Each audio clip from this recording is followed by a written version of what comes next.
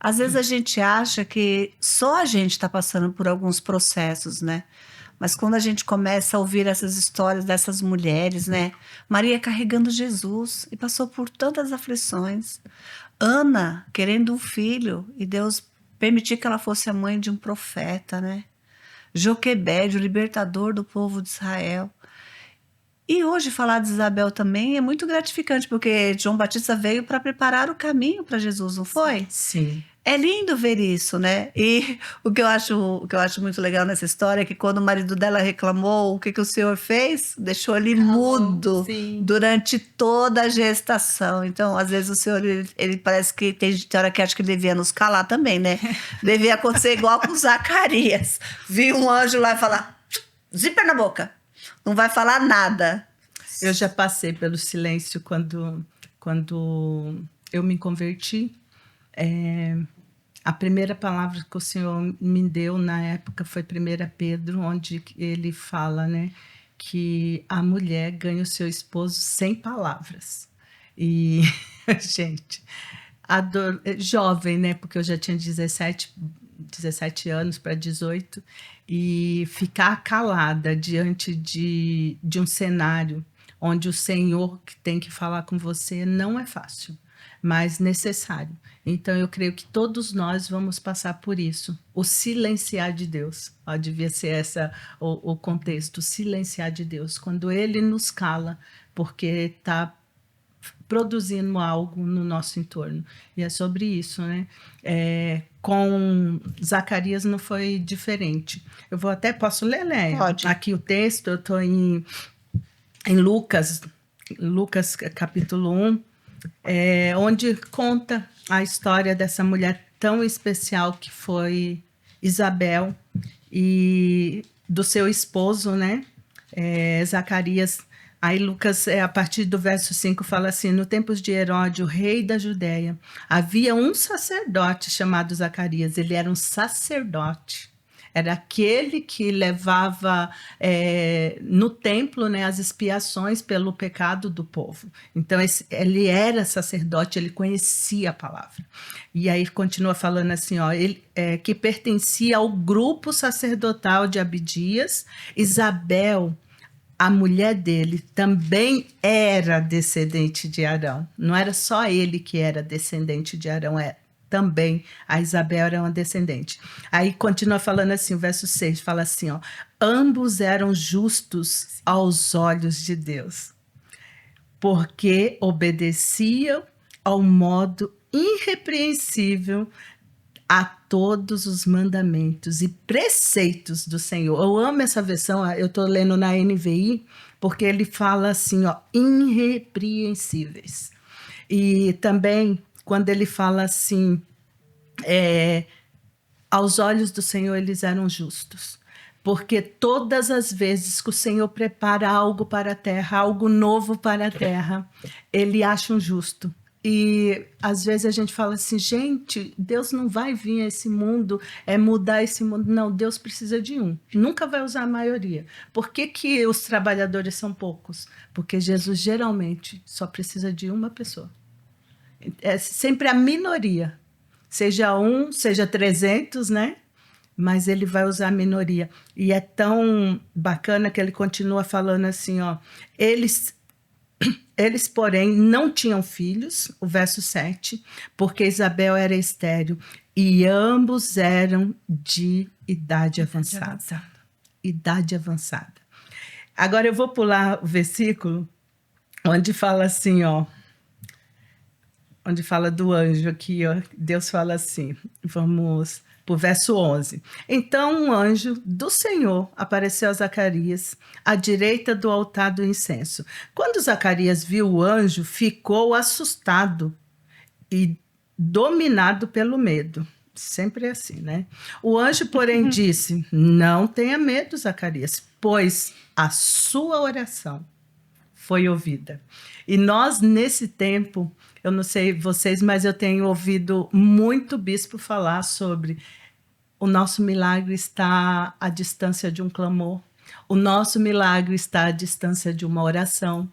Ontem ele usou uma expressão muito assim abençoada, que ele falou assim, que a única coisa que limitou Jesus foi a incredulidade. Eu achei o máximo.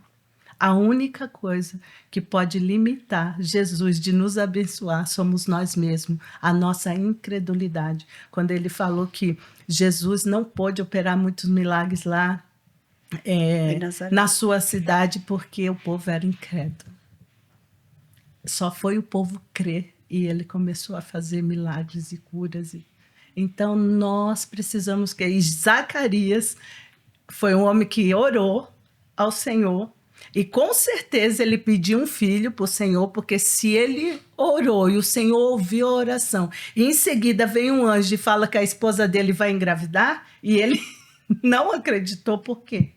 Muitas vezes nós também agimos dessa forma. Oramos, entregamos ao Senhor algo diante do altar. E quando o Senhor vem e fala, ó, vai acontecer, a gente fica incrédulo. A gente começa a fazer conta, né? Exatamente. O problema é que a gente começa a colocar no papel. Aconteceu isso com Sara e Abraão. O Senhor foi a Abraão e falou, você vai ser pai de muitas nações. Eu vou te dar um filho e você vai ser pai de muitas nações. Aí Sara quis dar jeitinho, porque eu já sou idosa, porque eu não sei o quê. E por isso gerou essas guerras que a gente vê até hoje. Até hoje, sim. Até hoje. 2 povos, né? Exatamente, porque não soube esperar a bênção do Senhor. E é tão interessante que no dia que o Senhor aparece a Abraão, lá embaixo da árvore, ele está lá na tenda, e vem o anjo do Senhor falar com ele e fala, daqui a 1 ano, sua esposa vai dar à luz. Eu voltarei, ele vai dar à luz. Aí Sara está lá na porta da tenda e ri. Por quê? Ele tem 100 anos, ela tem 90. E eu acho tão interessante que a Bíblia fala que as suas regras já tinham ido. E sabe por que ela ri? Ela é uma senhora de 90 igual hoje. As rugas, tudo já tinha caído. A lei da gravidade. Lei da gravidade, na Sara e no Abraão. Sim. Nos dois. Ela fala, meu Deus, como será isso? e ela ri, eu também iria rir. Sinceramente, pensando, analisando bem, eu ia rir também. Mas o Senhor falou, por que isso? E ela, ó, nem respondeu, mas é isso, a gente fica incrédulo.